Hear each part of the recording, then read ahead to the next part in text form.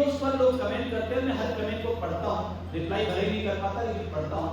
तो ऐसा ही कमेंट आया पिछले कुछ दिन पहले, लगभग मुझे लगता है कि 3-4 दिन पहले, कोई सुबेदार सिंह जी हैं, उनका एक कमेंट था, सर मुझको यह डर लगता है कि नेटवर्क मार्केटिंग बिजनेस में सक्सेस रेट बहुत कम होता है, तो मैं जिन लोगों को बिजनेस में लाऊंगा वो सफल नहीं हुए तो मेरे दिमाग के सारे तार झंझना गए। मैंने कहा ये सवाल सुबेदार सिंह जी का है, तो ये सवाल और भी बहुत सारे लोगों का होगा। तो इस पर मैंने थोड़ी रिसर्च की और रिसर्च करके जो परिणाम निकला वो मैं आपके सामने यहाँ पर आज लेकर आया हूँ। आप देखना चाहेंगे? आपकी इजाजत हो तो पेश करूँ। मैंने रिसर्च किया कि मेडिकल एंट्रेंस टेस्ट, जिससे क्वालिफाई होने के बाद आपको मेडिकल कॉलेजेस में दाखिला मिलता है, उसमें सक्सेस का रेशियो क्या है। तो मुझे मालूम पड़ा कि 99.4% लोग जो मेडिकल एंट्रेंस टेस्ट में भाग लेते हैं वो हर साल फेल हो जाते हैं। कैसे होते हैं उसका भी डिटेल आंकड़ा यहाँ पर दिया हुआ है कि 6.3 लाख, किसी एक पर्टिकुलर साल का ये आंकड़ा है कि 6.3 लाख स्टूडेंट ने भाग लिया मेडिकल एंट्रेंस में, जिसमें से भारत में 52,300 तो टोटल सीट है गवर्नमेंट कॉलेजेस को शामिल करके, गवर्नमेंट प्राइवेट दोनों मिला के 25,000 सीट गवर्नमेंट कॉलेज के पास है। उसमें से भी 15% सीट कोटा की है, जिसमें कि गवर्नमेंट सब्सिडी दे करके उनको, इसको फ्री सीट बोला जाता है। तो इस हिसाब से देखा जाए तो 3,700 केवल फ्री सीट है। जिन लोगों का जो 6,30,000 लोगों ने एग्जाम दिया है, उनमें से केवल 3,700 लोगों का ही सिलेक्शन फ्री सीट पे होगा, यानी 0.04% लोगों का ही सिलेक्शन होगा। बाकी लोग या तो फेल होंगे और या फिर उनको पेमेंट सीट पर जाना पड़ेगा। और पेमेंट सीट पे भी सब नहीं जा पाएंगे, क्योंकि टोटल सीट्स कितनी है? 52,000। टोटल बच्चे कितने भाग ले रहे हैं? 6,30,000। यानी मनमाना पैसा देने को तैयार होने के बावजूद भी हर व्यक्ति का सिलेक्शन यहाँ पर होगा, ये जरूरी नहीं है। सबका सिलेक्शन नहीं होगा, चाहे फीस कितना भी देने को तैयार हो जाओ। अच्छा, फीस कितनी लगती है? जो प्राइवेट कॉलेजेस में लगभग 30% सीट मैनेजमेंट कोटा की होती है, जहां पर जो फीस है 55 लाख से लेकर 80 लाख रुपए तक के बीच में होती है। 55 लाख से लेकर 80 लाख रुपए उनको देना पड़ता है, और बाकी की जो सीटें हैं उनकी फीस 15 लाख से लेकर 40 लाख रुपए के बीच में होती है। और यहाँ पर आगे लिखा है कि 15 लाख से लेकर 40 लाख रुपए देने के बावजूद भी कई कॉलेजेस ऐसे हैं जिसमें की पढ़ाई की क्वालिटी अच्छी नहीं है। हेलो, यानी इतना पैसा खर्च करने के बावजूद भी कोई गारंटी नहीं है कि आप एक ढंग के डॉक्टर बन पाएंगे। इसीलिए आप देखिए कई डॉक्टर की प्रैक्टिस चलती है और कईयों की प्रैक्टिस नहीं चलती है। कई डॉक्टर मक्खी मारते होते हैं, कई की अच्छी चलती है लेकिन कई की प्रैक्टिस नहीं चलती। कई लोग साहब पेट में ऑपरेशन में कैंची छोड़ देते हैं, वो कौन से डॉक्टर होते हैं? वो यही वाले होते हैं जो इस प्रकार के कॉलेज में पढ़ते हैं जहां की पढ़ाई अच्छी नहीं, राइट? तो कोई आप तो सक्सेस का रेशियो क्या है आप देख लीजिए। दूसरा एक एग्जाम मैंने पढ़ा IIT जी, IIT ये भी बहुत प्रतिष्ठित एग्जाम है। तो यहाँ पर तो आंकड़ा और डिटेल में दिया हुआ है। कैसे दिया हुआ है? यहाँ पर इनकम वाइज आंकड़ा दिया हुआ है कि जिन माता पिता की सालाना आमदनी 4.5 लाख से ज्यादा है, ऐसे माता पिता के जो बच्चे हैं वो लगभग 10% बच्चे जो भाग जितने लेते हैं उनमें से 10% बच्चे सेलेक्ट होते हैं इस एग्जाम के बाद। इस एग्जाम के बाद IIT में दाखिला होता है। जिनकी आमदनी 1 लाख से 4.5 लाख सालाना के बीच में है, ऐसे माता पिता के बच्चे 4.5% सेलेक्ट होते हैं। जिन माता पिता की आमदनी सालाना 1 लाख से कम है, ऐसे माता पिता के मात्र 2.6% बच्चे का ही सिलेक्शन हो पाता है। यानी जिसके पास पैसे हैं और जो ट्यूशन की महंगी फीस भर सकता है, उसके बच्चे तो फिर भी 10% सेलेक्ट हो जाते हैं। और जिसके पास पैसे नहीं हैं, जो ट्यूशन नहीं पढ़ा सकता, उसके बच्चे मात्र 2.6% बच्चे सेलेक्ट होते हैं। और टोटल ओवरऑल 4.8% बच्चे सेलेक्ट होते हैं, बाकी के फेल हो जाते हैं। हेलो, बाकी के बच्चे फेल हो जाते हैं। क्या सक्सेस रेशियो? ये आंकड़े में तो क्यों बता रहा हूं? इसलिए बता रहा हूं कि यहां से निकलने के बाद आप सीना ठोक कर किसी व्यक्ति को बोल सके कि नेटवर्क मार्केटिंग एक आम इंसान के सबसे बढ़िया करियर ऑप्शन ऑप्शन है।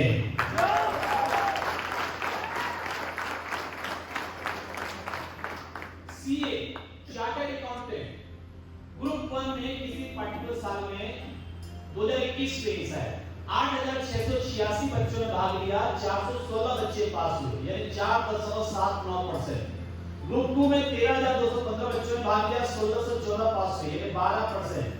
दोनों ग्रुप में 3,116 बच्चों ने भाग लिया, 44 बच्चे पास हुए, बाकी फेल 1.41%। ये है उसका सक्सेस रेशियो चार्टर्ड अकाउंटेंट। और जितने भी एग्जाम में तक हमने देखे, मेडिकल एंट्रेंस टेस्ट या आईआईटी या सीए, ये सभी ये वो एग्जाम है जिसमें पास होने के बाद आप डायरेक्ट प्रोफेशन में नहीं आ गए, आपको उसके बाद पढ़ाई करनी पड़ेगी, उसमें भी आपको समय लगाना पड़ेगा, पैसे खर्च करने पड़ेंगे, तब जाकर पता नहीं आगे कोई नंबर लगेगा। ये सब यूपीएससी, यहाँ पर डायरेक्ट नौकरी का मामला है। प्रशासनिक सेवा, बड़े बड़े पदों पे, अधिकारी के पदों पे। तो यूपीएससी के एग्जाम में 2009 में लगभग 4 लाख बच्चों ने भाग लिया, आखिर में सिलेक्शन हुआ 899, 4 लाख में से 899। और 2018 में तो सारे रिकॉर्ड टूट गए, 17,55,000 बच्चों ने भाग लिया, सिलेक्शन हुआ 1,056। तो बाकी के 17,54,000, कितना भयंकर सक्सेस रेशियो है सब यहाँ। बाकी के 17,54,000 फेल। लेकिन इन सब जगहों पे कोई व्यक्ति तैयारी कर रहा है, लोग 10-10 साल से तैयारी करते हैं, आईएएस के लिए, यूपीएससी के लिए लोग 5-5, 8-8, 10-10 साल तैयारी करते हैं। लेकिन कोई पड़ोसी आकर के नहीं बोलता कि क्या फालतू जगह पे तैयारी करवा रहे हो, कोई ढंग का काम करवाओ। कोई आकर रिश्तेदार मजाक नहीं उड़ाता, ये क्या कर रहे हो, यूपीएससी का एग्जाम दोगे, अरे यूपीएससी का एग्जाम तुम क्या दोगे। कोई आके मजाक नहीं उड़ाता, कोई आके नहीं बोलता सीए क्यों बनना चाहते हो, कोई आके नहीं बोलता मेडिकल एंट्रेंस टेस्ट क्यों देना चाहते हो, कोई नहीं बोलता आईआईटी का एग्जाम क्यों देना चाहते हो। 2-5 साल से फेल हो रहे, फिर भी कोई आके नहीं बोलता। और यहाँ पर किसी व्यक्ति ने नेटवर्क मार्केटिंग आज ज्वाइन किया है, आज ध्यान से समझिए, आज ज्वाइन किया है, और आज गया मिलने लोगों से, 2 लोगों ने मना कर दिया, और घर पे वापस आता है तो घर वाले बोलते पहले ही समझाया था, तुम्हारे बस का नहीं है, फालतू बन रहा है। आज ज्वाइन किया, 2 लोगों से मिला, 2 लोगों ने मना किया, आज फेल हुआ, आज रिजल्ट नहीं आया, और आज ही साथ लोगों का ऑब्जेक्शन आना शुरू, आज ही लोगों की सलाह आना शुरू। चाचा जी का फोन आएगा, अरे बच्चों को संभालो, वो कौन सा स्कीम लेके घूम रहा है, वो आज तक चला नहीं करती, फालतू चीजें हैं, हमने बाहर धूप में सफेद नहीं की, ये सांप को और जोड़ देते हैं ताकि बातों का वजन बढ़ जाए। क्यों? आखिर क्यों? इसलिए क्योंकि बाकी के सारे प्रोफेशन को अभी सामाजिक मान्यता मिल चुकी है, उनको लोग समझ चुके हैं कि भाई ठीक है कोई बात नहीं, 17,54,000 फेल हुए, लेकिन जो 1,000 सेलेक्ट हुए उनकी जिंदगी बन गई, वो बहुत अच्छी जिंदगी जिएंगे, वो बड़े बड़े पदों पे जाएंगे, पावर रहेगा, पैसा रहेगा, सब कुछ रहेगा। तो कोई बात नहीं, फेल हुए 5 साल 10 साल करने लो प्रयास, नहीं करेंगे तो फिर घर का धंधा है, खेती बाड़ी है, कर लेंगे, लेकिन कुछ साल प्रयास करने लो। नेटवर्क मार्केटिंग को अभी लोग इस तरीके से समझ नहीं पाए हैं, वो ये नहीं समझ पाए कि सारे बड़े बड़े एग्जाम देने के बाद भी, डॉक्टर बनने के बाद भी, इंजीनियर बनने के बाद भी लोग नेटवर्क मार्केटिंग को ज्वाइन करते हैं, क्योंकि कुछ तो ऐसा है जो अधूरा है, जो यहाँ पूरा होता है।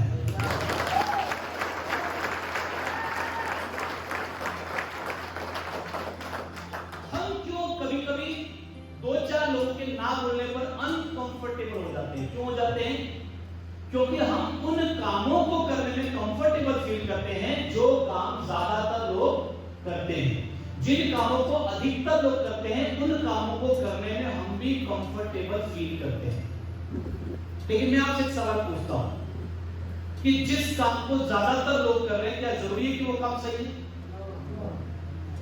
आप किसी शादी की पार्टी में गए, एक सिचुएशन देता हूं आपको, आप शादी की पार्टी में गए, आपने क्या देखा, जितने लोग वहां पर आए हुए सारे के सारे सूट में, और आप सूट नहीं पहने हुए, कैसा फील करेंगे?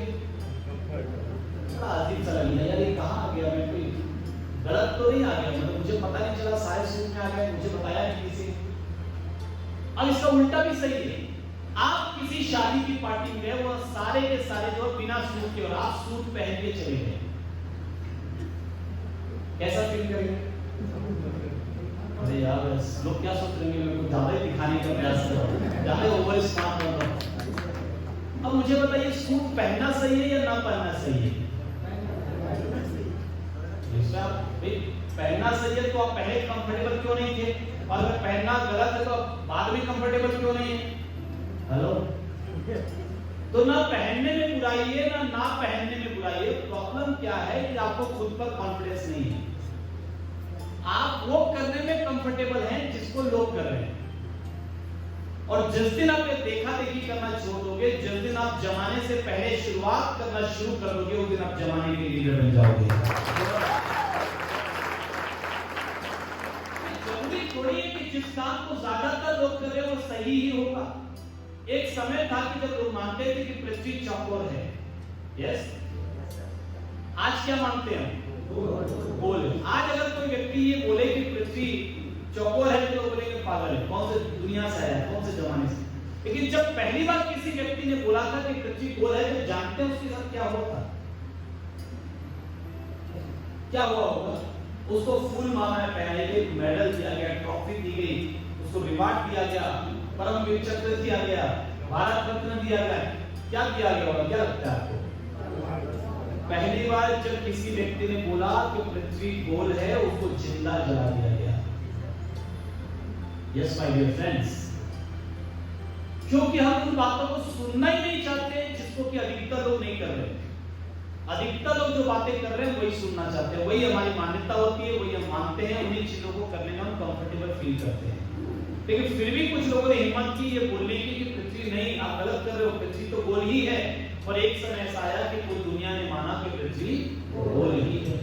एक समय आएगा जब पूरी दुनिया मानेगी कि करियर का सबसे बढ़िया ऑप्शन किसी नौजवान के लिए, किसी भी साथी के लिए सबसे बढ़िया कोई ऑप्शन है तो नेटवर्क मार्केटिंग है।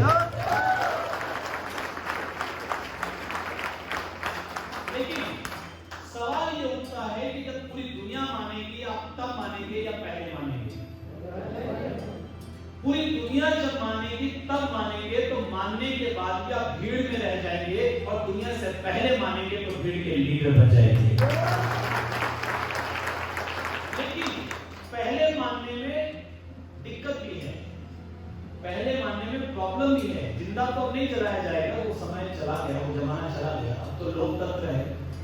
लेकिन तकलीफें तो आज भी होंगी, ताने तो आज भी सुनने को मिलेंगे, मजाक तो आज भी उड़ाया जाएगा, आपका विरोध तो आज भी किया जाएगा। वो सहने को तैयार हो तो यकीन मानिए, जमाने का बेताज बादशाह बनने का पद आपके लिए है। हिम्मत है, हिम्मत जमाने से पहले और जमाने से अलग कुछ करने की, चलने की हिम्मत है। नेटवर्क मार्केटिंग उन्हीं लोगों के लिए है जिनके अंदर जमाने से कुछ अलग करने की, जमाने से अलग चलने की, किसी काम की शुरुआत करने की हिम्मत होती है, जो जिंदगी को अपनी शर्तों पे जीना चाहते हैं, अपने सपनों को पूरा करना चाहते हैं, एक आलीशान जीवन जीना चाहते हैं। उन लोगों पे बना है नेटवर्क मार्केटिंग बिजनेस। तो अब बात करते हैं व्यापार की, बिजनेस की। तो अभी तक हमने बात की नौकरियों की या प्रोफेशन की, अब हम बात करते हैं बिजनेस की, स्टार्टअप्स। मैंने आंकड़ा निकाला कि स्टार्टअप्स के क्या हाल है भारत में। स्टार्टअप का मतलब है कोई भी ऐसा बड़ा व्यापार जहां लाखों करोड़ रुपए लगते हैं, मगर उसके कर्मचारी 500 या 500 से कम है।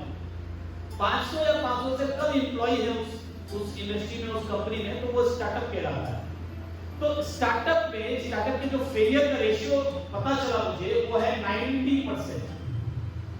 पहले साल में साढ़े 21% स्टार्टअप फेल होते हैं, दूसरे साल में 30%, पांचवें साल में 50%, दसवें साल में 70%, और 10वें साल के बाद भी, यानी कोई कंपनी 10 साल चल गई तो गारंटी नहीं है कि चलती रहेगी, उसके बाद भी 20% कंपनियां और फेल होती है। यानी टोटल 90% स्टार्टअप फेल हो जाते हैं।